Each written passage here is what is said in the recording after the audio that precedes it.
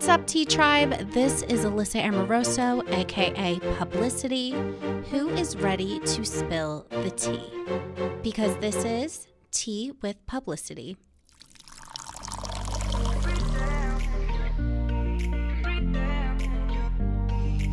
Hello, everyone. Welcome back to Tea with Publyssity. It's 11:11 when I'm recording this right now, so I'm jazzed because maybe that means it's going to be a really good episode, which obviously it will be because we have a great guest today. But first, let me talk to you guys about Mamitas.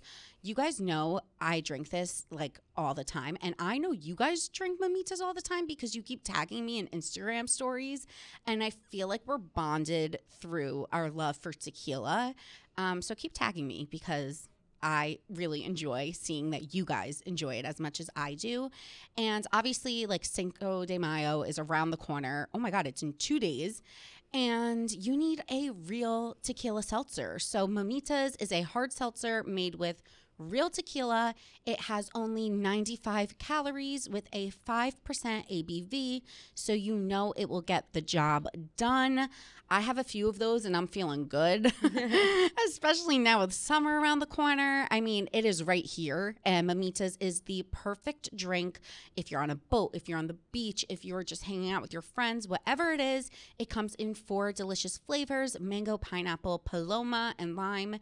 You can get them in 4-packs or variety packs of 8. It is mucho delicious. So tag them in all of your Cinco de Mayo pictures with your Mamitas and hashtag mucho delicious. And don't forget to tag me too, because I like to know that we're all drinking the same things and always on the same page. Okay, let's kick it off. Hey, Mackenzie, what's going on? Nothing much. How are you? The people love Mackenzie. Oh, my God. And it's so great to be able to feed off of someone. I had a crazy fucking weekend. How was your weekend? Let's start with you. It was good. It was good, yeah. Mine was okay. I'm going to, first of all, just kind of start this episode. Let me just tell you guys, lay out what we're doing here. So I will catch you up on my shitty weekend. We will jump into the interview with Serena Kerrigan, the confidence coach queen, the let's fucking date entrepreneur. She is everything. You guys are going to feel so inspired.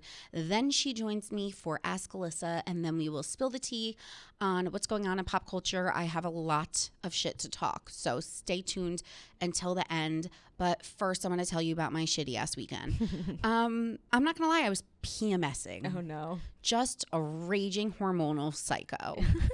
Do you know how some periods it's like worse than others? Like sometimes you're like not that hormonal, you're not that, like, you're fine. Yeah. And then other times you just can't stop crying. Yes, yes. That was me. Oh, my God. So it all started the night of the summer house reunion. You're not really meant to cry like watching a Bravo reunion. Yeah, it's usually like entertainment. Yeah, no, sobbing. Oh, my God.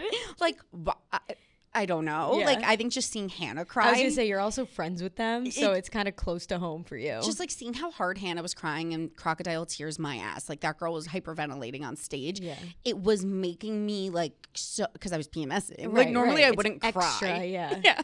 Sobbing. So I'm like, oh shit, my period's coming. Because Yeah. like, it's like you start crying at dog commercials. Mm-hmm. You know, you're crying at shit that wouldn't make you cry. Yes, exactly. So I'm sobbing. Next day, period comes. I'm like, okay, Like, there we go. Makes sense.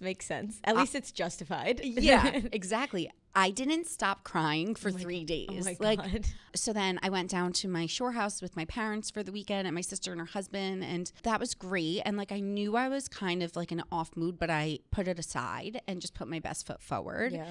And then later during the weekend, I went out to dinner with 3 couples and me. And I don't feel like, I'm really good at not feeling like the 5th, in this case, 7th wheel. Yeah. Because usually it's with people that I know, and like they're so, the girls sit on one side, the guys sit on the other. It's not like they're sitting there making out at the table. Yeah, exactly. Like, I'm always honestly fine with it. And it wasn't that made me feel like single or sad. Like, it didn't stir up any single emotions. It was, I get really bad anxiety when I'm at a table with couples and I know the check is coming Yeah. And I know they're all going to split it. And then either they're going to have to pay for me. Yeah. Or I'm going to have to pay for myself. And then it's the awkward thing of like the math. Yeah. Because it's like, oh, well, you're one person and we're two. Right. Yeah. So I like already started feeling it like building inside of me. Yep. And then the checks came. And then this is so silly, guys, but like this is my truth. The men all take out their credit cards to pay for the couples. Mm-hmm. And then I'm like the only girl like fumbling in my wallet. Like, here's my card. Yeah. And then everyone's like, oh, well, like you're only one person. And like, obviously, like they didn't include me. Like they paid for me, which is great. But that also doesn't make me feel good. Yeah. Because then I'm like, you're getting stuck paying for me. Right. And there's no good way about it. Yeah. Because it's like this awkward dance of me. So because I'm PMSing, when I got in the car, I was hysterical. Oh my God. Hysterical. And I'm just like, I just feel like so dumb. And like I couldn't control myself because I was like, I just feel like it's so awkward. Like there's all of these men and it's like you want someone almost to kind of take care of you and be like, I got you. Right. Yeah. Which they did do. Yeah. But I just felt it's how I felt. Mm-hmm. And then I felt guilty because they're like, of course, like I didn't drink. So they were like, you didn't even drink. Like your meal was like $20. Right, like we're fine splitting it. Like we all drank multiple drinks. Yeah.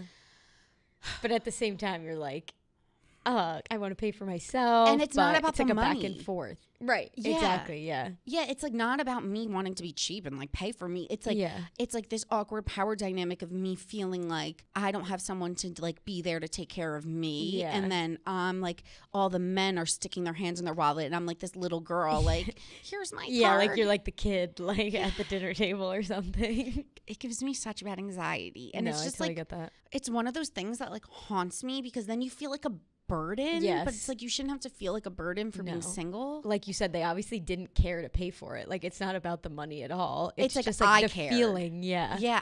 I still hate it. Like now even that I'm not PMSing, like it still makes me uncomfortable. Yeah. I don't know. I mean, I wanted to bring it up because I feel like it's relatable because I feel like any single person could understand what it feels like in that situation. Yeah, definitely. And like, again, it wasn't about me feeling single. It was just about me feeling like kind of alone in that situation. Like, wow, I don't have a duo. Yeah. Yeah. So that made me sad. Then I cried again all week. Like I literally, guys, a wreck. But it's not even like I'm crying about real things. Like nothing in my life is wrong. It's genuinely like female hormones. Yes, yeah. And you don't even know. Like sometimes I'll call my dad crying and he's like, what is wrong? And I'm like, I honestly have no idea. I just need to cry a little bit. Wait, and he gets so mad at me. He's like, called my mom. Why are you calling me? I called my mom and she's like, it's not that deep. Like it's fine. Exactly. And I was like, I just need you to hear me out. Yeah, exactly. It has nothing to do with them, but I'm just like, I just needed to talk about it, okay? And I was like, I know it's not that sad, but I'm sad and I just need to talk about it. It literally, that's exactly what I do too. Oh my God. Like hormones, dude. I'm actually going back on birth control, which I haven't been on for many years. I had a sonogram last week that makes it sound like I'm pregnant. There's no way I'm pregnant, ladies. But I have a like a cyst. Oh. And which is normal. Like most women, like they pass and whatever. But they just want to put me back on birth control, one, to like manage my raging hormones in my cramps because they're out of control. And then also because it manages like cysts and stuff. So I am going back on it. I'm actually curious what Dr. Will Cole would have to say. Oh, yeah. Because I feel like a lot of doctors like that don't believe in like putting hormones into your body. Yeah. So I need to follow up with him on that blood work situation. Oh, yeah. Get your results. Yeah, but I'm going back on that. I did dip my toe back into the dating scene. It has been extremely discouraging. I saw this like Okay, so I told my therapist, I'm like, I want to go on a date with someone. This is like really fucked up. I'm like, I want to go on a date with someone that like I'm not really interested in, because I don't want it to be about like trying to meet the right person just to get my toe back like into practice, dating. Yeah. Yes, yeah. exactly. Mm-hmm. And she was like, that's fine. Yeah, like, it's like when you have job interviews, it's like even if you don't really want the job, you still do the interview to get practice doing interviews. Exactly. Like, I was like, I just need someone to rip the Band-Aid off that I have no expectations with. Yeah. So I saw this guy on Bumble. I re-downloaded Bumble because Hinge is like kind of annoying sometimes. And it said like living month to month in Airbnbs, like traveling the country, work in finance, just like enjoying this time in the pandemic. Yeah. But he's currently in New York. So I'm like, this is perfect. No strings attached. Right. Yeah. He's going to leave eventually. He's going to leave. Like, we could just go on a date. And he was really cute. So this is what I messaged him. Oh, gosh. I said, I'm intrigued by what you're doing. Where are you originally from? He wrote back, Bay, heart eyes, what? Down to cuddle. What? Immediately? Yep. So, okay, so let me get this straight. You're not staying in Airbnbs. You're finding chicks on Bumble to sleep with. Yeah, like couch surfing. He's couch surfing, this motherfucker. My God. Is that not like... That's so bizarre. Okay, so to answer your question with that is so bizarre. Then this other guy, I said, Michael, please tell me you have a good Uber rating. That's how I started That's the convo. very funny. Yeah, that's actually He good. said, it's almost 5. I said, phew, we're okay then. He said, why is that? I said, it says a lot about a person. And he just writes back, LOL. Oh. Convo dead. Oh, okay, yeah, over. Like, give me something, right. people. And that's a good first line, again, because it's funny. It's not just, hey, what's up? How's it going? Yeah, because I asked this other guy, and he gave me his rating, and then he was like, so what's the last place you ordered from on Seamless? Like, and it was funny. Like, he kind of played it back. Like, okay, now you tell me something. Right, yeah. And now we've been chatting. Yeah. But, like, it's just, like, crazy out there. Yeah. It is... It's so like the crazy. Wild West. Oh my God. Okay. And then I do want to fill you guys in on Mirrorgate 2021. Oh my gosh. I forgot about that actually. Okay. So I said last week that I was in the process of potentially getting this mirror. I know most of you follow me on Instagram, so you know what happened. But I posted the mirror on my stories, which is my first mistake. Now I know if I ever want to buy something from Facebook Marketplace, I'm not telling you bitches because you guys came for the mirror. Oh my gosh. Also, guys, I'm kidding. I love you so much.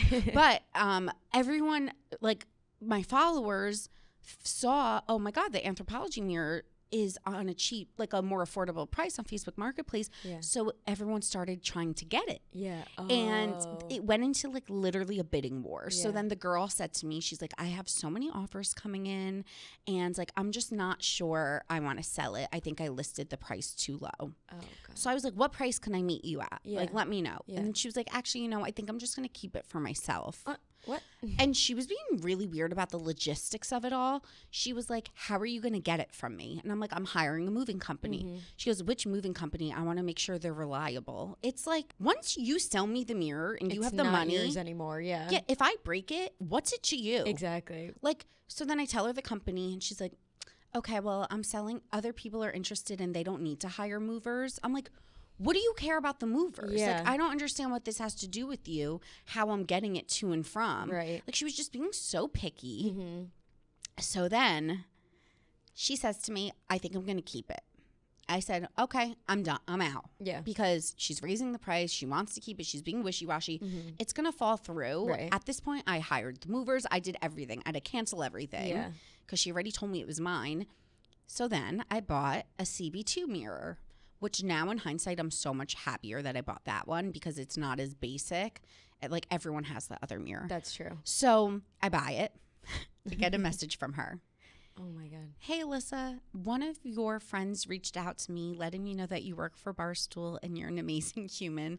If you want the mirror, it's all yours. Oh my God. So I'm like, who from the T Tribe? Yeah. Like one reached of your out friends. to this girl. It was not a friend. Yeah. So I was guys, I had tears. I was crying, laughing. I was like, the T Tribe is savage and I fucking love it because they have my back. Right. So I posted it on my story and then finally like someone came forward and she's like, it was me. She's like, look, I'm from New York. She's like, she was fucking you around and I couldn't stand Can't it take anymore. that, yeah.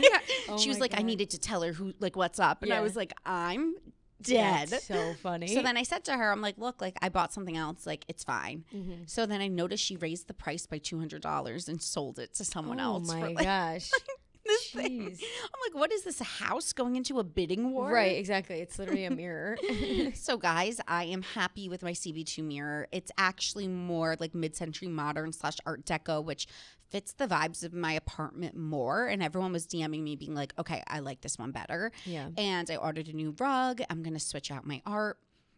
And I feel like my room is done. So I will continue to keep you guys posted on the progress. I am doing a vlog this week, so stay tuned for later in the week. I will be dropping my vlog. And then another little thing is I'm dropping my merch. So when this episode comes out, it will come out Tuesday morning or at midnight, whatever it is, 8 p.m. on Tuesday.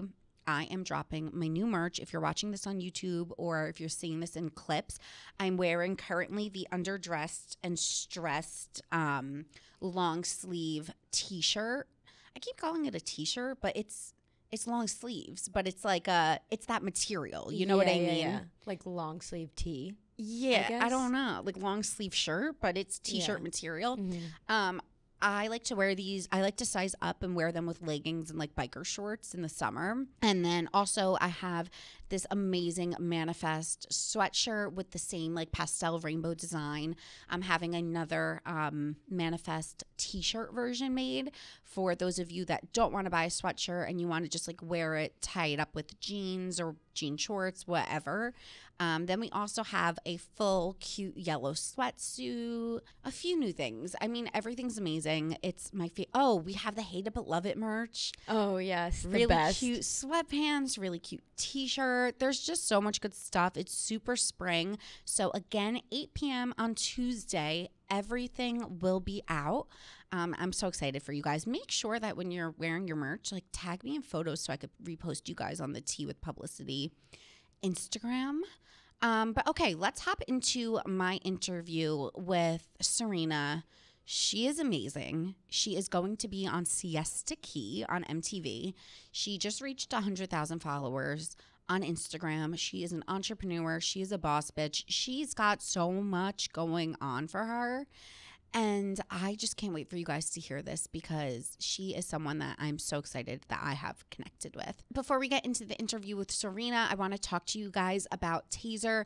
I've been vocal about my experience on the subway lately. If I'm being completely honest, I've actually felt super unsafe majority of the time.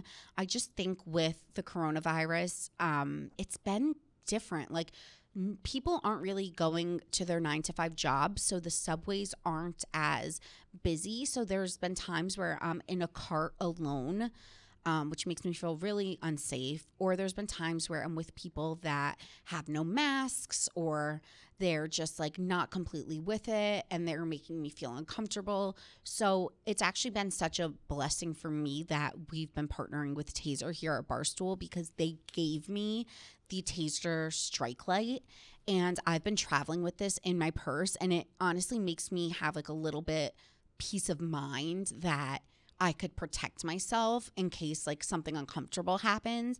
It is available without a permit in most US states, and you can get it at taser.com with promo code T and save 15% now at taser.com with promo code T.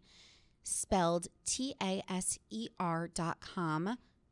promo code T. Restrictions apply. You could see the site for details, but whether you're in New York City or you're in California or you're on a hike or you're, living in a neighborhood that's unsafe or on a college campus that's in an area that makes you feel uncomfortable, I know that for me, I feel safer knowing that I have my TASER StrikeLight in my purse. It's just like a little bit of safety and reassurance. So I really, really highly recommend it to you guys. It's rechargeable. It's high powered. It comes with a flashlight on one end of it. So even just I feel like flashing it around, people would be like, oh shit, I'm backing up. Yeah, it's so loud. It's like so loud. It would scare anyone, even if it doesn't touch them. Yeah. And again, I've been feeling really unsafe on the subway, so it's been really great for me. Okay, so I just wanted to share that with you guys, and I hope that you protect yourself, especially as women. Like, we need to protect ourselves.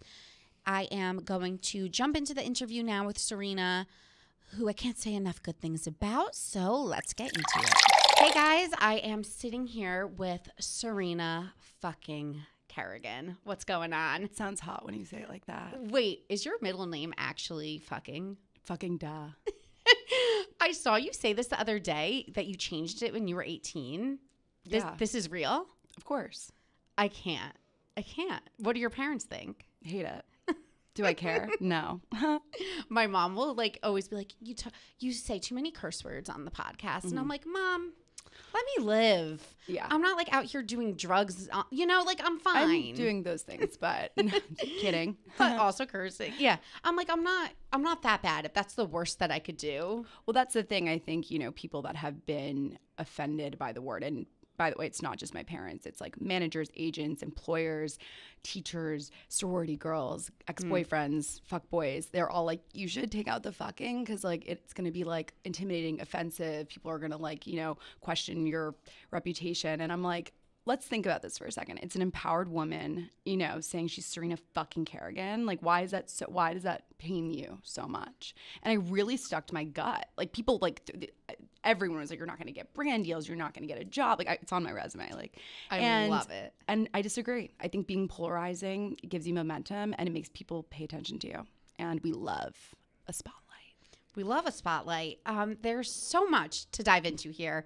And okay, I want to get started talking about the show that you created, Let's Fucking Date. Mm-hmm.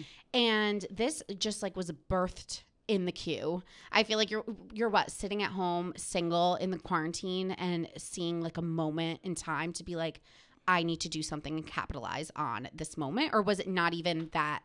Did it start strategic or did it just kind of evolve? Yeah, I was just sick of masturbating 24/7 and I was like, I need a Corona boyfriend. And I titled it, I think Bustle actually interviewed me because I could not stop talking about I need a Corona boyfriend, a boyfriend that's going to just get me through. Well, we thought the pandemic was going to be 2 months. We thought we would flatten the curve and we'd see summer. And I was like, so just a little bit of time where we don't have to date afterwards, but just to keep me company, give me orgasms, feed me, wine with me, whatever, And the guy that I actually was hooking up with, dating-ish, got COVID. So he was out for the count, but he's fine now.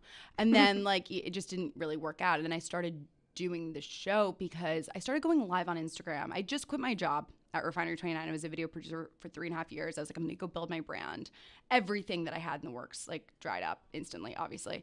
And I was just sitting in my living room. Everyone left the city. My parents were uptown. And so I couldn't hit them up and be want to chill, Yeah. Not that I would, but whatever. Actually, I would because I'm an only child. I do that frequently.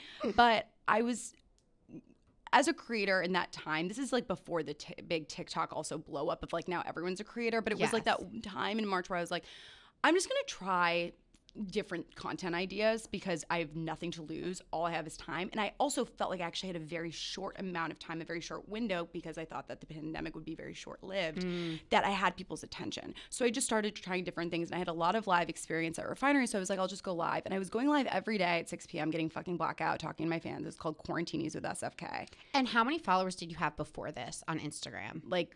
20-something, 20. Yeah. And I'm Which just goes to show, though, by the way, you could have a smaller audience, but if they're super engaged, it doesn't matter. It's all about having a smaller audience. 100%. Truly, don't get me wrong, Addison Rae's fans die for her, obviously, but I thought that was something that always was annoying or discouraging. Oh, but I have such a small fan base. But I realized they know me. They really know me. And they also were a part of my journey, of my career. So when I win, they feel so invested, they won. And especially with this show, I did it because I was so fucking single. And I was like, it would be funny if I just went live with a guy that I didn't know, a blind date set up by a friend. Everyone was free. It was Friday nights. What was anyone doing? That's so I was true. Someone's got to know someone. Yeah. And I did it, and it really picked up. And I had a good friend of mine being like, you should ditch quarantinis because no one needs to see you black out again. And you should, focus on this show because clearly you're onto something here. And so I did the show about 3 times, and then I launched the Instagram, and then I hired someone to help me run that page. And then it really evolved into what it is now. But no, I think that as a creator, it's funny. When I walked in here, I was like, damn, look at this podcast studio. I'm moving out of my apartment right now, and I have probably like $1,000 worth of podcast equipment because I was going to start a podcast before the pandemic. And then I was like, wait, I don't want to fucking start a podcast. Like, I just like, it wasn't for me. I like being on, my face is very emotive. Well, that's why we do on camera too, because this airs on YouTube. Right. But like, I wasn't, no, it's like, unless you have a studio like this. Correct. Exactly. Like, this is fucking fire. So, I'm trying to like sell all of my fucking podcast equipment like on Instagram. And I realized I was like, that was a really good lesson that I learned, which is like, you don't do the strategy, spend so much money on the logo and the studio and everything until you have a concept that actually works. And that's you have to wait, like be patient, try different things out, like, and I think people get so bogged down on like the logo and the font color when like, if you look back on our feed on Let's Fucking Date, like it's just more. Like tragic what we picked, but it doesn't matter because you're going to evolve and everything is going to evolve. Oh my God. Okay. But that's an entrepreneur mind because I tell people this all the time. Like you, we have people coming to us for business advice all the time, women. And what I always say to people, I'm like, you just fucking start. Just start. That's and then evolve. Like when I first started being like an influencer on Instagram, a blogger, I wanted to be like Mariana Hewitt. I was like, ooh, love her. Everything's mauve and blush and like it is so gorgeous. I didn't own clothes that looked like that, Like I was wearing like DVF wrap dresses that were like rainbow at the time. Right. Like this was years ago. And love that for you. Yeah, of course. Like, but I couldn't be Mariana Hewitt because I wasn't her. I was me. And like it took me years to find my own voice, but like that didn't mean I wasn't an influencer for all those years. I just, you didn't like something, you archive it, you delete it, you keep it moving and you evolve. Couldn't agree more. I think that people are their own worst enemy and self-sabotage. They're so afraid of failure, which by the way, I don't believe failure exists. You're constantly learning and I just believe that mistakes are learning lessons. But they stop themselves from actually starting something. And I think that with Let's Fucking Date, like I played to my strengths, which was that I love live. I don't like editing. So like I want to do something and I never want to see it again. So that was perfect for Let's Fucking Date. I love an audience. I love engaging with new people. I love dating. I love being polarizing and fun. And then I just leaned into what I liked. That was natural. I wasn't trying to be someone else. Exactly. And you can't be someone else. Like you really just have to be yourself. And that's what I've learned with content. Also, why would you want to be someone else? Like you are you, bitch. And that is your power. Exactly. It really is. And it takes people a long time. Like they sit around like trying and thinking about it. It's like, just do it. That's what I always say to people. I know it's so Nike, but it's so true. It's like, go for it. Well, okay. So the show became a crazy success. You have like over 2 million views and there's been what, 2 seasons? 3 seasons. 3 seasons. 50 first dates. I dated 50 men in the pandemic. Like, one up me, bitch. Wait, I saw that you ran into a man that you were dating in LA last week. Yes. Were you dying? Yes. He was like a really strong contender for season 2. Like people are always like, but did you actually like the guys? And I'm like, yeah, like especially in the beginning, like season 1 there was no way of meeting people. So like a lot of the guys, like I actually, like I would say like a handful, like maybe 3, I actually had like profound connections with. Okay, profound is a little strong. I had connections. We FaceTimed after, and I met one of them in person, 2 of them in person. But season 2 was a tougher season because things were opening up a little bit and like, the format was the same one from season 1, but like it was exciting nonetheless. But I personally wasn't obsessed with anyone. And then season 3 was like, I mean, it was different. So you met a guy, right? He surprised you. Right. So for season 3, so this is also another piece of advice. You have to constantly like reinvent yourself and reinvent what you're doing. And so I had a great format, a great show, great audience that are so engaged. I got like 6-figure deals from sponsors for season 2, including from Bumble. Like I nailed that format, right? So I was like, I don't want to fucking do the show anymore. I'm not going to meet anyone. I was always the winner. Every season it was like, who's the winner? It's like me, bitch. Like I was like done. You're always the bachelorette. Oh yeah, of course. Because I'm not going to settle, okay? Yeah. Nobody's going to settle. So I was like, I don't want to do season 3. And my team was like, okay, we can't just not do another season without letting the fans know. You tell them, right? Like any other television show. Like you can't just like stop unless it gets canceled on Netflix. So I was like, okay, if we do this, we need to completely reinvent the format. So usually a season would be like 2 to 3 months long. We wouldn't really ever have an end date. We just like hope for the best. Because you don't understand, like these guys are fucking random. They're not actors. They're literally guys from my friends of fans. Yeah, you're relying on people to actually recommend. Submit. Yeah. Then we did casting on TikTok because we were like, who wants to date me? You know what I mean? Like, it's hard. So, and you also have to cast people that, even though we want real guys, that have to be gone on TV. And that's another thing too. That's like, that's what I was just going to say. It's an incredibly difficult show to produce and to cast. And people that want to be online, because like some guys that I know that are amazing who I'd want to recommend, they'd be like, hell no, I'm not putting this out there. And that's probably the guy that I'll honestly end up Exactly. with, you know, because also then we have the clout chasers and the, you know, why are they really here? And then they later are like, yeah, listen to my podcast. And I'm like, this is a date. Okay? I got that vibe from some of them that I saw. Right. So season 3, we reinvented the wheel. We did 10 guys over the course of a month. It was like it was called Fantasy Fucking Date, and the audience would vote. So that was different because I would always be like, okay, should I do a second date? Should I not? Whatever, should they move on? This was like, there was a clear winner, and there was a winner. And he surprised me in New York, and he was beautiful, a little young. And I visited him in LA, and then we broke up 2 days later. Yeah, so have you talked about this publicly? No. Okay, because I'm so curious what went wrong. Yeah, I know. I got weird vibes from him. You know, I'm never going to speak ill of him. He's a, yeah. Not weird. I got like clout vibes. Yeah, we love weird. I think that, you know, he is, you know, not from the United States, like is young as fuck, like is beautiful, really. Yeah, he's truly the most beautiful guy like ever. And I got fucking blinded by that. No, but we honestly, like, he was very sweet to me. Like, I went through some stuff and he was really there for me. And I just think that, like, we're in different places of our lives. Yeah. But there were some things that were very confusing on the second trip when I saw him again. You know, like I thought we were heading in a direction, and we were very much not. Yeah. You know, and that was really surprising. And I remember just like crying in the hotel bathroom. Like, and I was just being like, oh my fucking God. Like, I'm single again. After. Yeah, it's like I just went through all of this. I just was like, I thought I fully had a boyfriend, and I was like, I do not have a boyfriend. I'm babysitting right now. So but then I realized I was like, wait, like, no, like I need a man. Like, I do need a man. I need a man that like has his shit together, you know. And it's not to say that, you know, the guy that won season 3 won't at some point. Totally. But not right now. Yeah. And like, you know, I need to be treated like a queen.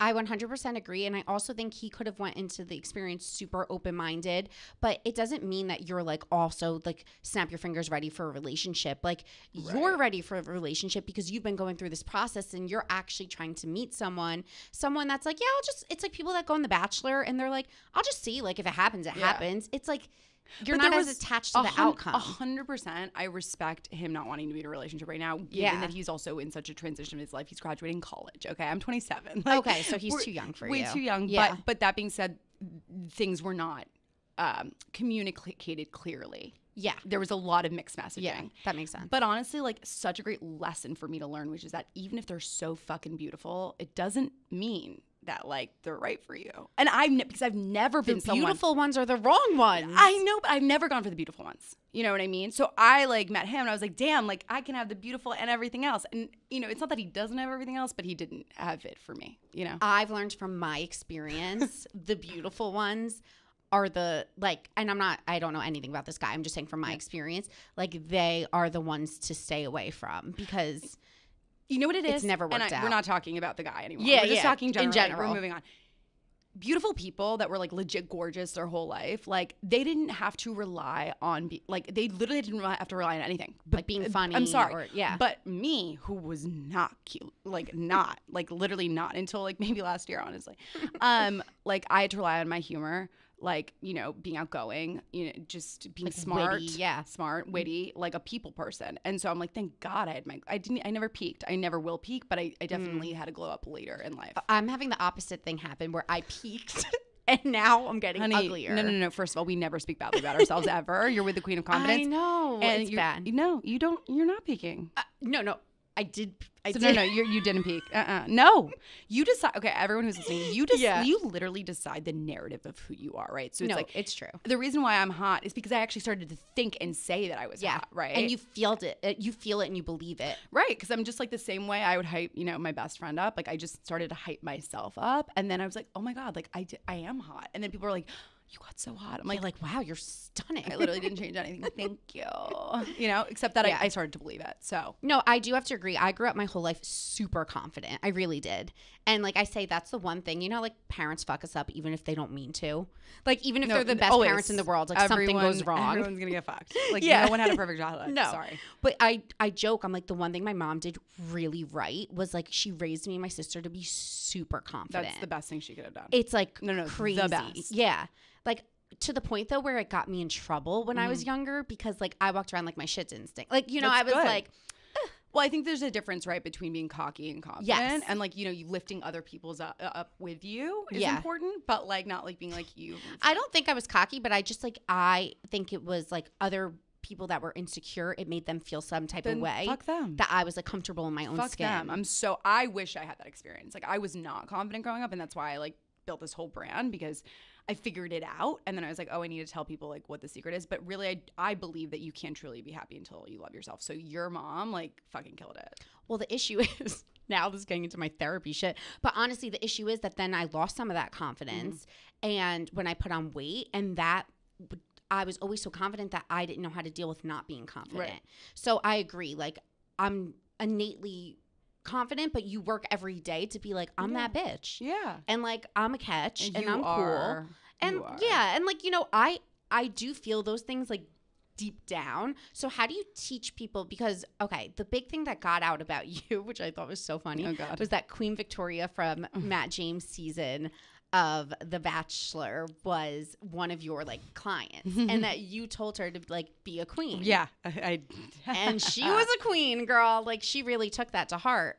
But I heard her in an interview. She has super nice things to say about you. It sounds like you guys have a great relationship. But I just thought it was so funny how it all came out that you were the one to tell her that. Yeah, that was hilarious. Everyone was like, oh, so it's your fault. And I was like, no. You know, I think it was interesting. We met twice. And the first time was, you know, let's just say after the first time when she told me that she was going on The Bachelor, the second time I was like, I would highly advise you to not do that, because an environment like that, it's like, it's literally designed to break women down. They are not allowed to bring their phones. They're not allowed to bring music, movies, books, nothing. They're sitting in a room all day. So sitting in a room all day, staring at a wall or fucking talking about this guy. And so you're literally brainwashed to believe you have feelings, right?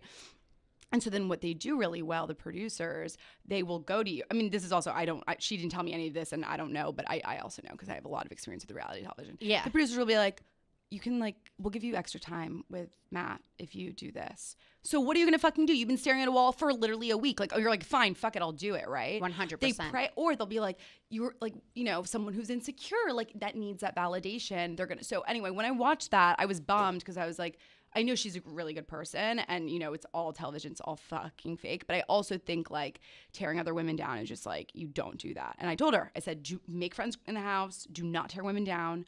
Talk to yourself in the mirror. So that was the biggest thing. It's like, you need to talk to yourself in the mirror. And whoever says it's weird, literally like so much of what we're taught in society, especially women, is fucking weird and wrong. That we have to be married by 30, that, you know, we have to look a certain way, act a certain way. That's bullshit, right? Yeah. What isn't weird is looking at yourself in the mirror and that is your best friend and being like, I fucking love you, and hype that person up the same way. If I was feeling like shit, what would you say to me? That is exactly what you say to yourself. So true. And it's so simple, but that kind of reframing of seeing yourself as a best friend, you're so less likely to be critical. Like I never speak badly about myself because I would never speak badly about like my roommate or you, you know? That's amazing. I think that's one thing like I work on is like the negative self-talk, just because like I said, when I went through that experience, like all of a sudden I started having negative self-talk where I never did. And you have to rewire yourself to be like, you literally can never, you can say a feeling like I'm feeling bloated. I'm feeling, you know, discouraged. Like I'm feeling frustrated. Feelings go away. But when you say I already peaked, no, because now I'm like, okay, yeah, she did. If you say I never peak, I'd be like, yeah, you literally don't. Yeah. That you decide who you are. It's so important. Okay. Never again. Cutting it all out. Like, literally, you are the fucking writer, producer, director of your life, bitch. So never again. Like only good things. No, I literally love that. I think that that's such a strong, empowering message, because what I try to do is give people similar advice, but sometimes you don't always take your own advice, and you try. That's the thing. We work daily to try to be the people that like we want to be. But how do you how are you this person all the time? Like, do you have to kind of remind yourself, like you have a negative thought and you have to try to push it out? Or are you at the point now where you're just like innately thinking this way? I think that it's just like, my roommate, for example, might do something that I don't like, or like do something stupid or like, but do I all of a sudden say like, let's just say, or let's give a scenario. My roommate comes in the room and she goes, ugh, a guy ghosted me. Do I say to her like, yeah, like of course he ghosted you because you're a piece of shit and you're ugly and you're never going to find someone? Or do I go like, that fucking sucks. Fuck that guy. Like you're so fine, but maybe you shouldn't have like arrived 3 hours late to the right. That's the kind to the date, No, it's true. So it's like, ultimately, like, I love her. Do I agree with everything she does? No. But like if something happens to her, like that kind of dialogue that I have with her, I really have it with myself. Like, I'm serious. Like, I record myself all the time. And if there's a puddle on the fucking sidewalk, you bet your ass I'm, like, winking at that girl in the reflection, because that's what I would do with a friend if I saw them on the street. I'd be like, hey, all the time. And so, like, do I get down on myself? Of course there are moments that I do, but I treat myself with that nurturing and kindness that I would any friend or any person in my life that I love. And we're just so not taught to do that, which makes no sense because who's the most consistent person in your life? It's you. But you're not nurturing that relationship the same way you would someone you love. It's so true. And I actually, that example was funny because when I go on a date and if I don't hear from the guy or it doesn't go well, that's where I say like my confidence comes in. I'll be like, what a loser for not calling me back. Like, I'm a catch. Like, I genuinely think that way. Whereas I have friends who will be like, what did I do wrong? No. How come and I try to instill this in them because I feel that way. Yeah. I'm like, why are you even thinking about that? Like, it's a shame that he's missing out on an opportunity with you. Why do we give men this power? Because ultimately, and this is why, like I always say, you have to date yourself, i.e. literally like go in front of your mirror and have a fucking dinner date if you need to. Literally with yourself before you start dating, because this is what happens. You will take it personally if you get rejected, or you will settle for the first guy that gives you attention without real like, is he a good fit 100%. For me? Right? Like very quickly with the guy that won LFD season 3, I was like, I spent maybe a total of 4 days with him, and I was like, it's a no. And I could have stayed because I'm like, he still wants to talk to me, and he's so good looking, and like we picked each other, and he whatever. No, I was like, he's not for me.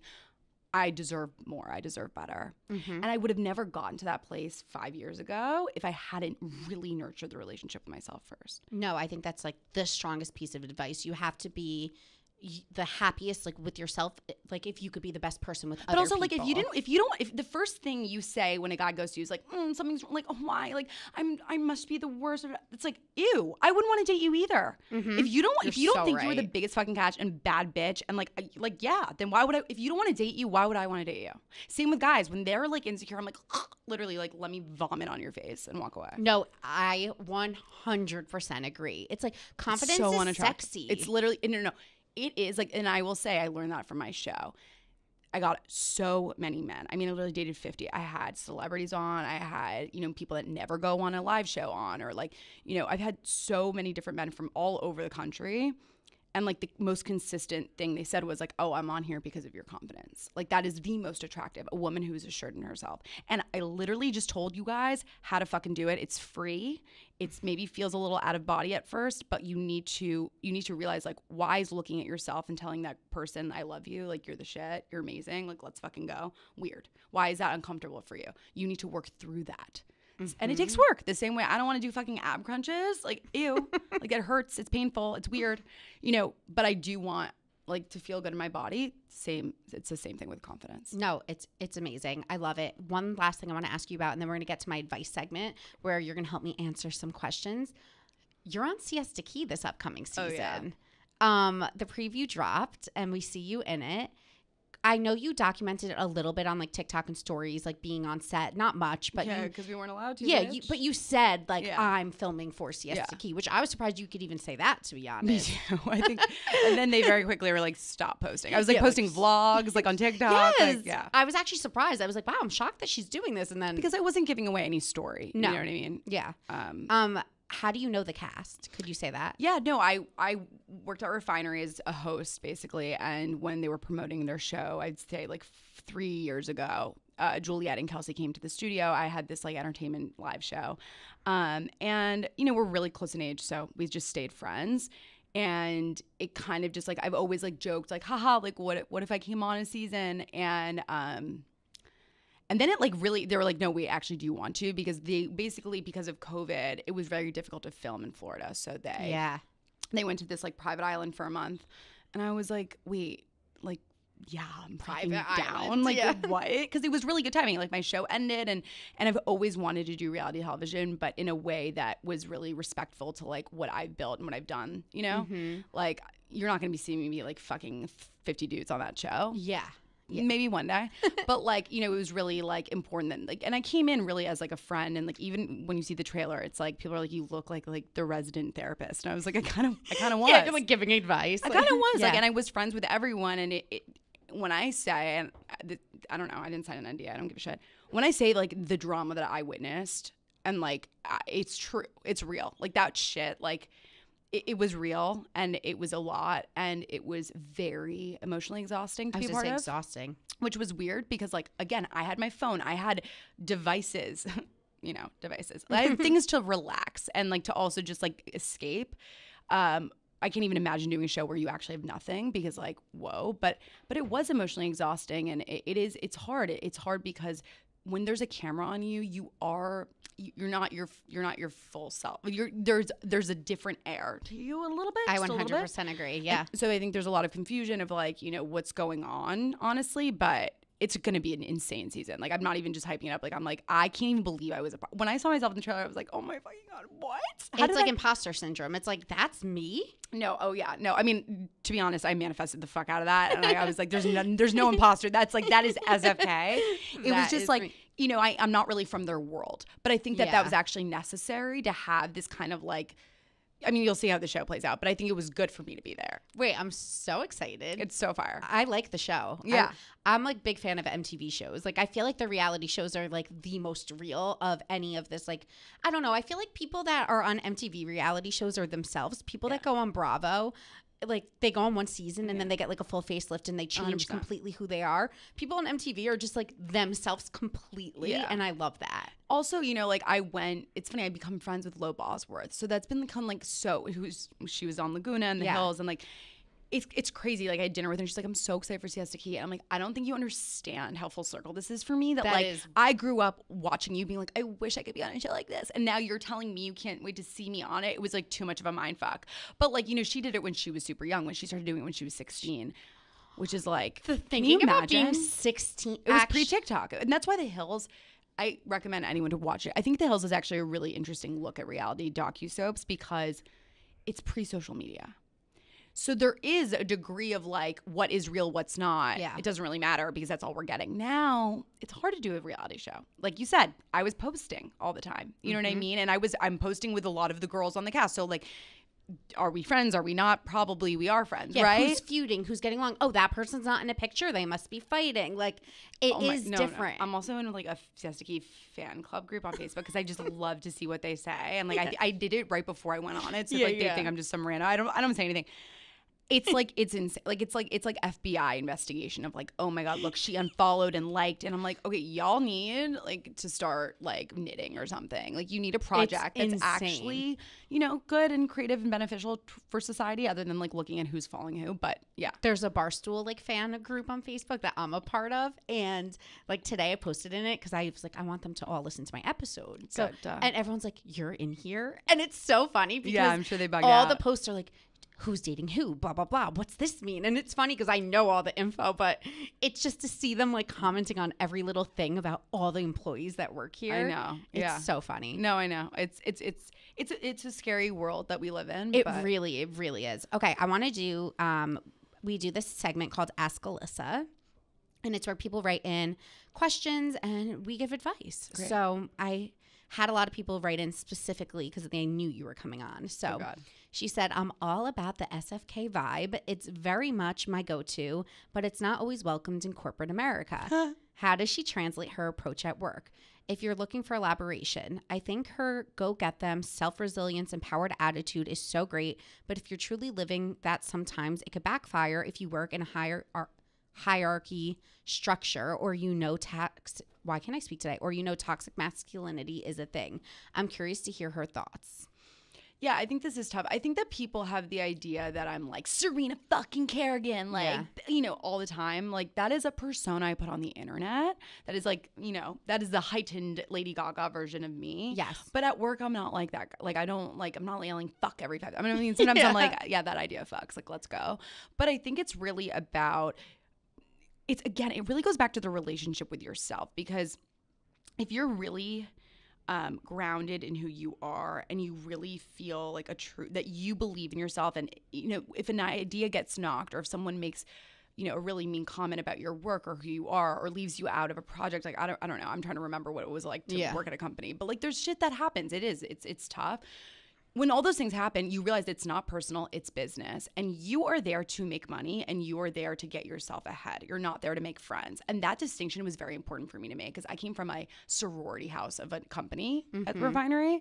And it was like very confusing, because like I was friends with a lot of people, but no one's your friend. They are your coworker. And so I think really just like eyes on the prize there is super important. I hope that's helpful. But I really think it's about just like nurturing the relationship with yourself, believing in yourself, and how can you get from A to B and not worry so much about like, sometimes, you have to suck up to people. Sometimes you have to do things that you don't want to do. But like, what is the ultimate goal? I think really writing down your goals, like manifesting, be like, I want to get to here.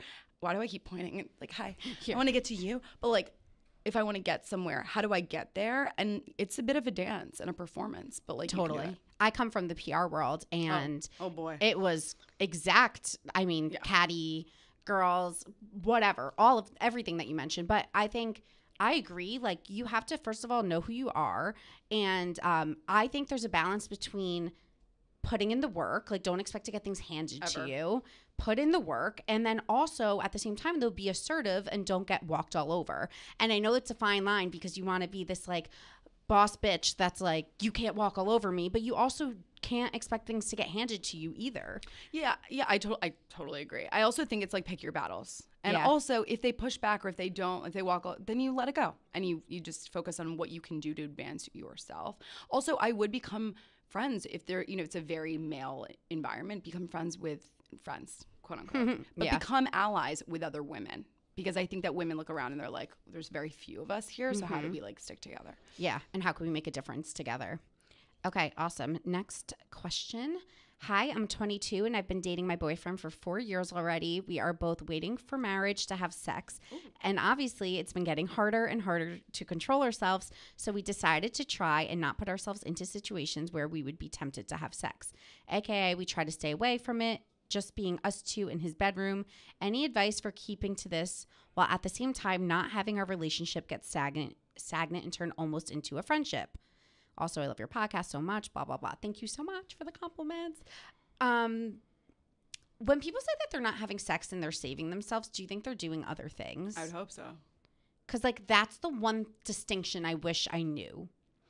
I don't know if they're doing other things based off. Because if you're like if it's for religious purposes, you're probably not giving blowjobs. Like, right. You know what I mean? It's hard. I personally think that, I don't know if I have the right answer here, but I just think this country is way too puritanical. And I just think that, like, I just posted a TikTok with like a dildo in it, and people like had stuff to say. They're like, she's getting too comfortable on this app, maybe. But I'm like, why is sex so taboo? Like, why? Like, that is literally why we're fucking here on this planet, is to fuck. So true. Literally. And I get not wanting to have a child, and but that's what protection is for. So I just like personally, like, I don't get the like waiting till marriage thing. I respect anyone's choice, but like, yeah, it is hard. And I think that they're handling it the best way, which is they're not putting themselves in situations where they would want to have sex. That's exactly but I think what they should. I would be curious, what is the reason? Like, what is the real reason?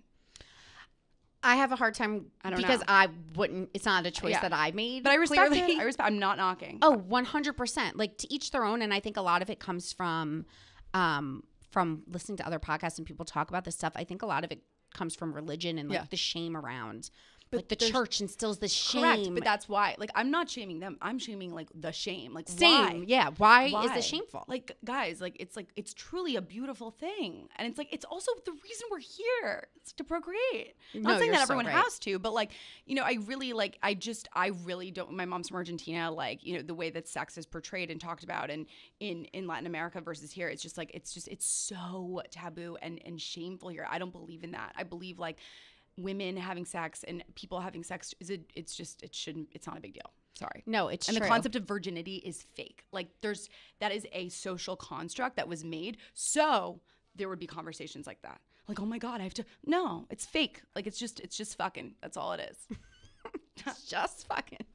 So our advice is keep doing what you're doing. Yeah. I mean, yeah, don't put yourself in situations that you feel like you're going to cross the line. Also, I think you said you're 22. Like, I mean, hormones are probably raging. So 4 years is a long time. But hey, or get married. Tell that motherfucker to hurry up. Well, that's what I was Put a ring on it. Go get hitched, girl. Let's do it. I feel like people that save themselves for marriage always get married earlier. Of course they do, because they want to fuck. So why don't they just fuck? They're dying. Why don't they just fuck? I don't get it. Whatever. They're like, we're married. Okay, last one. I've been seeing a guy for the past 5 years on and off. We had a title in the beginning, but after we broke up the first time, we didn't rekindle things until a year later. We see each other almost every day now. Everything has been going really well recently. We act like boyfriend, girlfriend, yet he's holding back on giving me a title. Am I asking for too much? What should I do? You're never asking for too much, but I have my best TikTok I've ever made. If it's not a fuck yes, it's a no. I've been in so many situationships where it's like, well, like, if he just got out of a relationship, or like he's just like wants to take it slow, or like, no, men are very black and white. They're fucking dumb. They are. It's amazing. It's actually incredible. When they want something, they literally, it's like point A to B. Women is like kind of like a zigzag spaghetti crazy, like, you know, like we're more complex. Men are very, very, if he wanted to, he would.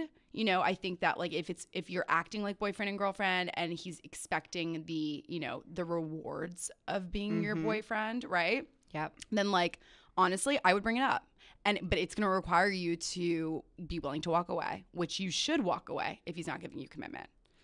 Yeah. Because why would you want to be with someone who doesn't commit? Whenever I ask my dad advice, like from a dude's perspective, like if I were to ask him this, he'd be like, he doesn't like you enough. 100%. He just doesn't like you that much. Because that's just a man. Because a man, when they want a woman and they want the woman to be, because we are prizes. Like, we fucking, because you have to go back to like hunter-gatherers. Like, literally, like, you know, women would be at home with the baby or whatever, and like the men would go out and hunt. They don't want a dead deer. They don't want the deer that's like, yeah, she's like kind of my girlfriend, but like I don't. You know, they want the deer that's like doesn't want anything to do with him. That's chasing. That's going. That's with her career, sense of self. Like, you know, doesn't give a fuck about him. That's the deer he wants to hunt down. So, yeah. I don't think it's a fuck yes. I think, and I don't believe in ultimatums, but I believe in being like, but why? Hey, look, this. Well, I think you could have an ultimatum, but not if your purpose is to like threaten them. Like, I think you have to actually be attached to the outcome of leaving them. 100%. That's what I mean. Like, if you say, and I did this. Like, I think people do it, but then they stick around if they don't like the answer. So I did this last summer. Like, I was in love with my best friend, and he gave me a lot of signals that suggested he was too. But I kept saying, but he's just too scared. He just doesn't want to cross the friendship barrier. Yeah. He loves me too. And he actually said, he was like, I just love you too much. I can't. And I was like, oh, well, if he loves me already, then like, how hard can it be? You know? So I was like, I'll just give him time. No.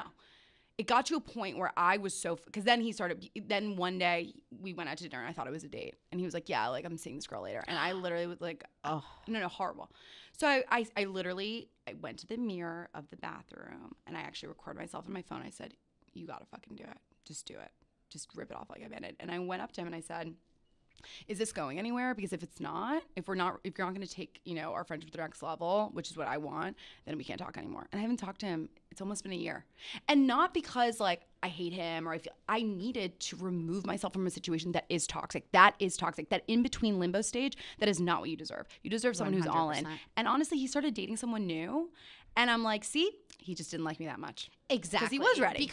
Because that's the thing. And that's what I mean. And it's all good. Make an ultimatum, but stick to it. You can't be like, bring it up and then still stay with them with no title. You have to be like, but in also, your head. Ask yourself, why would you want to be with someone who doesn't want to commit to you? That's crazy. It's my biggest thing. There's a million people on this fucking earth. Trust me, I dated 50 guys this year. There are a lot of guys. Hot guys, great guys, like you or women. You know, I don't want to be heteronormative, but like, you're going to find your person, but you have to work on the relationship with yourself and know that you're worthy of someone who's all in 100%. Fuck yes. What you just said, I always say, like all the time, my motto is like, if you don't want to be with me, I don't even want to, I want nothing to do with you. So it's great. When they ghost you, it's the best. I think ghosting is a blessing because they're like, I mean, obviously I think it could be done better, but I think it's them being like, it's not it. I'm like, great. I don't want to be roped in on date 4 and then you're like, I don't think. I'm like, no, don't waste my fucking time because time is the most valuable thing we never get back. So I love it. You're a gem. You have so much wisdom. I feel like a prophet sometimes. It's like I don't know where it comes from. Was I like in a different life? Like sometimes I feel I'm like, what am I even saying? Where did I get this from? But like, I feel like it is my purpose to say all these things, to communicate this to women and be like, no, you are the fucking shit. You're never peaking and you deserve the world. Well, could I just say you have a big platform now, but you're going to be doing this on a much bigger platform one day. Honey. We know it. It's like a world's fucking takeover. Yeah, like it's happening and I see it. Yeah. And I'm really excited for you. That. Oh, and congrats on being recognized for a Webby. Yeah, I know. We are Webby honoree for the social weird category. See, so stay weird, bitches. Just be yourself. Like be unapologetically you, and you're so fine. You're amazing. Where could everyone follow you, follow your show, all of the things? See you on Siesta Key. Siesta Key airs May 12th, I think at 8 p.m. on MTV. I don't think I'm on the first episode, but who knows? And then Serena Kerrigan, Let's Fucking Date across all platforms. I love it. Thank you so much. Thank you for having me. You're the shit. Fucking love you. Love you. See, TikTok brought us together. Let's go. Yes, it really did. Guys, how amazing was that interview? She is a boss. Like I said, I am so excited. We're going to grab dinner and obviously, spill the tea as I do with all my guests. But before I spill the celeb tea today, I want to tell you guys a little bit more about Kendra Scott. You guys know I've been wearing this brand for 5 years or so. I got all my sister's bridesmaids Kendra Scott earrings and bracelets when I was the maid of honor in her wedding. I'm giving my mom something from them for Mother's Day. I mean, I'm just like such a big fan of the brand.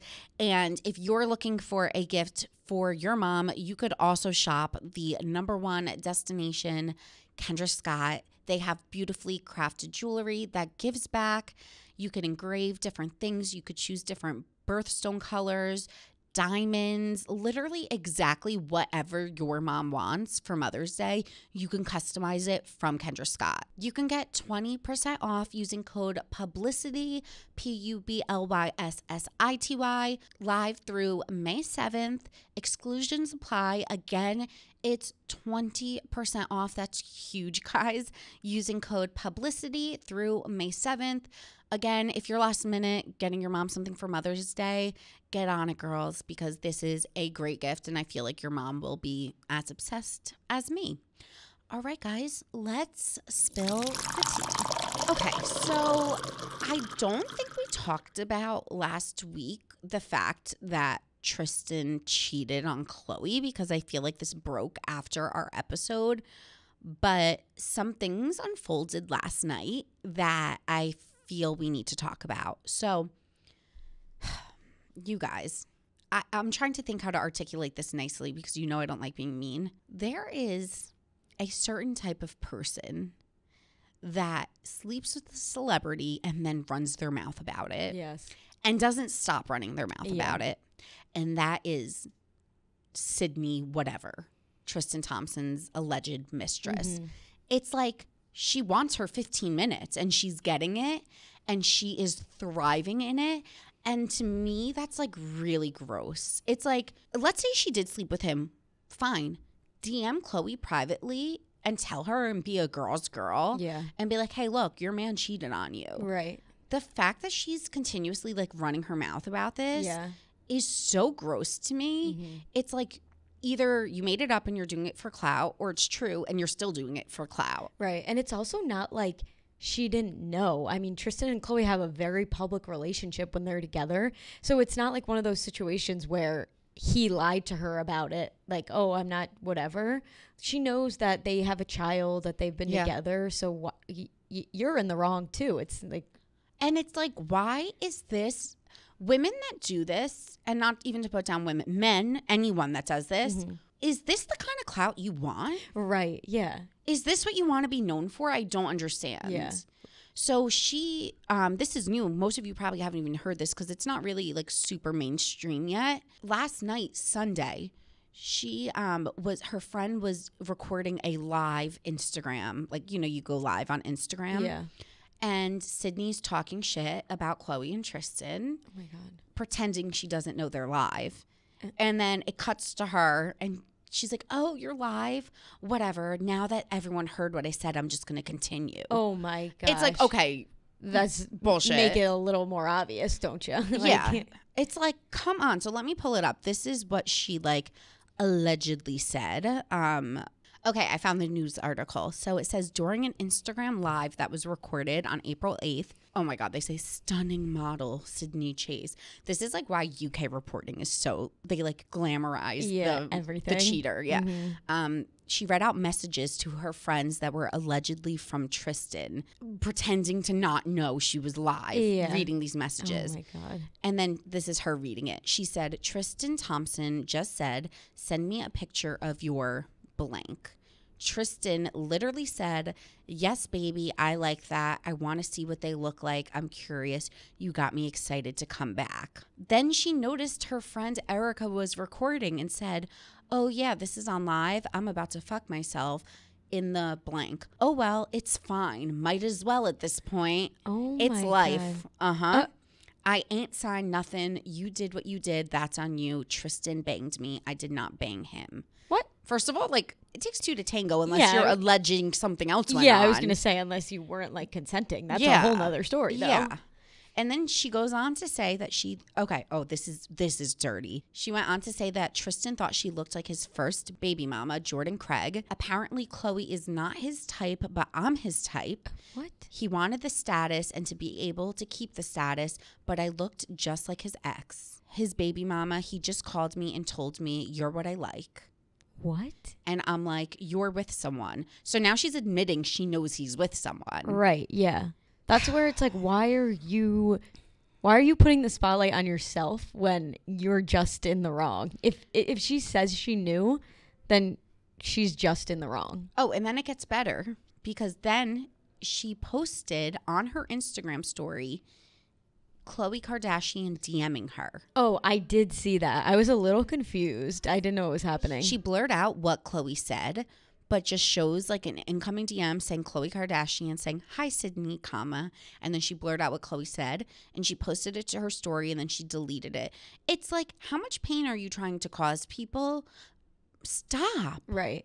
Yeah. I don't get it. Yeah, I know. It just doesn't make sense that she would want attention for something like this. And also, this is not to say that, like, Tristan isn't in the wrong. Like, 100%. He's always been in the wrong, but, like, she also knew, too. So it's kind of like a two-way street. I guess it's more just, like, 100% Tristan's, like, so in the wrong. But I guess my point is, everyone knows that already. It's like, why are you so publicly trying to keep this going at the expense of, like, the kids are involved? Like, they're going to have to see these things online. Like, if you really are a woman and you care about the other woman involved, you would handle this offline. Yeah, exactly. It just is tacky to me. Yeah. But it's, like, very clear the way she's doing it is that she's only doing it for clout. There's no other reason that she would be doing these things. That's why it just really rubs me the wrong way. It's like, this isn't the way to do it, girl. Start a TikTok, like, start an OnlyFans, do your thing. Right, yeah. Like, get the clout if you want it, but not this way. This is not the right way to do it. Such a bad look. Okay, and then, like, Chris Harrison, like, dropped this, like, really sketchy post, like, kind of insinuating him and Lauren Zima got married. Yeah. But, like, not. It was a black and white photo. She looked to be wearing what appeared to be a wedding dress. And then they, like, had this, like, weird, like, ominous caption. And then everyone from Bachelor Nation is like, congratulations, ? Like, not really sure. Yeah. And they, like, just never cleared it up. He was like, I think he made a comment that was like, oh, I guess you can't post a photo, like, at your friend's wedding or something. Like, everyone's, like, it's coming at your throat. I was like, wait, what? You literally, like, looked like you were getting married. It's like, you knew what you were doing. Yeah, exactly. Like, he 100% knew what he was doing. Yeah. So that was odd. I guess they're not married. I was kind of thinking, though, I kind of think it's cool to not say you're engaged and then just get married. Oh, yeah. It's kind of like, what's the point of an engagement, honestly? I know. Yeah. It's just like prolonging. I get it because you have to plan the wedding. Right. But if you know and you're like a couple that wants to elope, you could really just go from dating to married. Yeah. Oh, yeah. You don't like need to be engaged for a year. No. Especially now with like COVID and everything, people are really like lessening weddings and stuff like that. So it's just like, yeah, if someone got married, it wouldn't by themselves or with a couple other people, it wouldn't be like, oh, surprise, like a surprise. It's just like, that's how the times are now. It's so true. I know. That's why it didn't really surprise me. But I was also like, weird. I don't know. Also, with everything that he has going on, too, it's kind of like maybe this would distract from it. Maybe that could be his thought process or something. And I was also thinking, like, maybe they got, like, maybe it made them closer. Yeah. She helped him through it. Yeah. Or, like, they bonded over it or something. Yeah, that's a good point. That was my theory. Vanderpump Rules is coming back, which excited because all of the Vander babies are born. Yes. Like, they're all born. Yeah. Vanderpump Rules is a Hibley for me at the moment. Yeah. Because I used to love it. I think reality TV stars get to a point where they're too famous that they outgrow the storylines in the show. Yeah. Like, they're not waiters or waitresses. They live in mansions. Right. Like, they've kind of outgrown it. So I think the show needs to adapt and change with the times. Yeah. It's not like as authentic as it was when it first started. Totally. Because, they're all pretty much like mega stars now. Yeah. So I think it will be interesting to see how that plays out. But I am excited to see them as like moms and I know. stuff. Yeah. I'm obsessed with that show. So that's coming back. There was also a little like poosh video that Courtney did sponsored by Kendall's tequila brand. And what was funny about that was that they were doing like a game of truth or dare. And Courtney told Kendall to call Chris and tell her she's pregnant.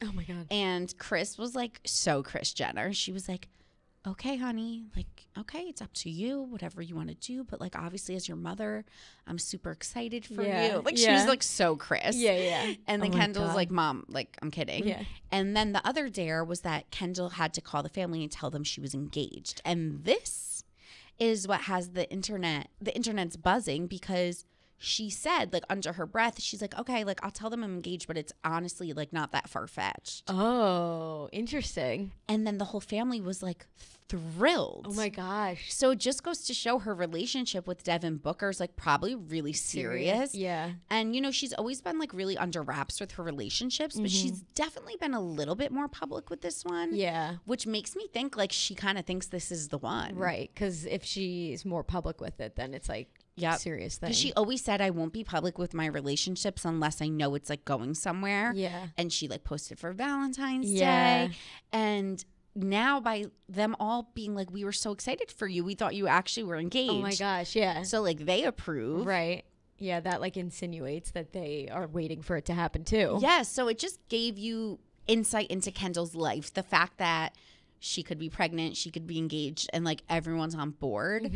I feel like for her, having a friend like Hailey and Justin Bieber that are married, and then having Gigi Hadid and Zayn who have a child, she's probably starting to feel like, and her sister Kylie has a baby, she's probably feeling like even though she's young, all of her friends are in that next stage, and I bet she's wanting to take it as well. Right. Yeah, for sure. That's like just she's my got to guess. like catch up a little bit almost. Yeah. Even though she doesn't, but she might feel like that way. I also think when you're a celebrity and you grow up so fast, she probably feels like closer to 30 than she does like 23 or whatever. Exactly. Yeah, for sure. Like she's way more mature than most people her age. Yeah, that's what I would think. Are you caught up on The Circle? I don't think so. I was watching it last night and it like went to play next episode and then we like stopped. So I don't know how many I am behind, but so I won't say spoil it anything. matter, No, I just want to give my new predictions, or like not even predictions, just who I like. My thoughts on Chloe have completely changed. I really like her now. Oh, me too. Yes, 100%. In the beginning, I didn't love that she was coming in because I feel like it should give someone an opportunity that doesn't already have opportunity. Yeah, that's true. And I felt like she already has social media success and Yeah. followers. Right. So I still actually do feel that way, although I think she's probably playing the best game. I think that I'd like to see someone else win the money because I believe she's young enough to still make the money through social media Yeah. and other show opportunities. Yeah, for sure. Because she's only 21. Exactly. Yeah. So I'd rather kind of see someone else come in and win that like needs the money more maybe. Yeah. Not to say she doesn't need it. No, Because yeah. you don't know anyone's financial situation. Right. I just think she'll have other opportunities to be in the limelight and make Yes. money. Yeah. That said, I think I'm completely Team Trevor. I think she deserves the money Yeah. because she has a family and a baby and she lives in New York, which I know is just an expensive place. I think she's playing a flawless game. No one thinks Trevor's a woman. No. And I just watched the episode where it was the basketball players, and she was like, "I have to get this right. I have to get this right, or else they'll know." And she got it right. It was like incredible. I was like, "Yeah, you go, To girl." be honest, I only recognized one. I knew Scottie Pippen of all of them. Oh wait, yeah, like Michael Jordan was in there. Which is like the hardest. I couldn't tell in the picture it was Michael Jordan for some reason because Yeah. it was like the side of his face. Yeah. I'm like, oh, Scottie Pippen. I'm like, why is that the one I Yeah, know? that was the one that I didn't know. I like knew it was him after they said it, but I couldn't think of it just like looking at the That's photo. how I felt about Dennis Rodman. Like once they said it, I'm like, oh, duh. All right, obviously. But like, I just don't think his name would have popped into my mind. yeah, for sure. But she is playing like a really good game. And I think Unbelievable. too, like you think, oh, the catfishes are like bad people because they're catfishing, but she is genuinely a good person. And also like, yes, she's lying about her photos and stuff, but she still has a child. She grew up a single parent too. So to an extent, and there was a moment, I think this was back in the beginning, where Savannah was talking about how she was raised by a single parent too. And she kind of opened up to her, and Trevor, or I don't even know her real name, she was like, okay, I kind of feel bad now because like I'm lying to her, but there is some truth to it. So I think that's why it's easy for her to like play that game. 100%. So I am completely Team Trevor at this point. I think as the episodes progress, you'll see even more that like she's just playing a flawless game, I think. I absolutely love River, Yes. but again, I don't think River needs the money as much because he said something like, they asked him a question, what would you spend the money on? Yeah. And he goes, I'm going to get a pool. Oh. And I'm like, if you're just like needing $100K for a pool, Yeah. give it to someone that actually like wants to put like a down payment on a house. Right, Like yeah. I just feel like he's an established man with like, he's a successful author. Yeah. Like I would just like, also guys, like I could be so wrong. Like I don't know these people's financial situations, but just watching the show, like I really want someone deserving Yeah. of like the money. Right. But I also do think he's playing a really good game. So Yeah. I don't know. I think right now like my top three are, I think her name's Delicia, but we're just gonna call it Trevor for the sake of you I don't guys. know any of their real names. Yeah, I think Trevor, River, and Chloe are playing the best games. But I also love the new guy, John, Oh yes, I just got to that. It's played that by part- Emily and Lance. Yes, that part is hysterical. When they walked into the same room thinking that they were going to see other people, and they were like, "Wait, who are you?" And the fact that they were also both catfishes, so they had no idea who they were. Yeah. Oh my god, that was Also, hysterical. like, no offense, but like Lance sucks. Oh yeah, she doesn't. She's like not playing a game at all. I feel like It's like Emily. I'm calling them just by their name. Yeah, like 'cause I don't even know their Emily's real names. running the show. yes, Playing John. Yeah. And Lance is just like, yeah, that sounds good. exactly. Like anytime he goes say something, she's like, perfect, send it. Yeah, I'm like, come on, give some input. Right. Yeah, I know. But that dynamic just like cracks me up. yeah, and I was so sad when River was like, "Oh, maybe Lance will come visit me." He was so excited, and then still, even when he found out Lance was a catfish, he was like, "Well, she said she'll introduce us, so I'm holding her to that." Oh my god, it's such a good show. So those are, I think the finale might be this week actually. Oh, really? Yeah, have to so catch up. comes out Wednesdays. That is my update on The Circle. Temptation Island wrapped. Oh, so good, guys. So good. Go watch Temptation Island. I mean, if you want good reality TV, I think The Bachelor could take a page from their book. Oh, wow. Like, it is good. Yeah. Yeah, it's just no drama, effortlessly diverse. Like, there's no, like, talking about God. So, I don't know. Like, I feel like The Bachelor tries to be so, like, holy and, like, perfect. Yeah. And that's why when they do things that ruffle the mold of like this perfect ABC show, it gets like derailed. Yes. Whereas like these other shows aren't pretending to be perfect. No. They're just being messy. Yeah. And that works better because Yeah. like they're just effortlessly messy because it's real life shit. Right, exactly. And I feel like The Bachelor 2 started so long ago, and like so many things have changed in the world since The Bachelor started. And they're still holding on to that. It's like because they're still trying to make The Bachelor like this polished reality show. Pristine, everyone's perfect. Yes, but like these other shows, it's just like people being real. Yes. And like they're not as polished, but it's better TV because it's real life people. Exactly. That's like I always say that about Are You the One on Yes. MTV. Like sometimes they get so ratchet on that show, but it's so genuine, and it's like just you're who like, they these people are. are insane, but it's so much fun to watch it. That's how I feel about Temptation Island. Like Yeah. it's just like it's a dating show that's doing all the right things, and that's how I felt about even like Love Island US this year. It's all of the things that people want from The Bachelor because they're just like doing it naturally versus like forcing themselves to like change with the times. They just are with the times. Yeah, exactly. They're Just naturally. yeah, it's effortlessly, like you said. Yeah. Okay, guys. I spilled a lot of tea. That's it for this week's episode. Don't forget, merch goes live Tuesday, 8 p.m. Cop yours. Follow Tea with Publyssity on Instagram. Publyssity on Instagram, TikTok, everything. And also, please, if you're loving the pod, leave a 5-star rating and a written review. I love reading your reviews. They touch my soul. And it's the best way to support me and support the podcast. So thank you guys. I will see you next Tuesday.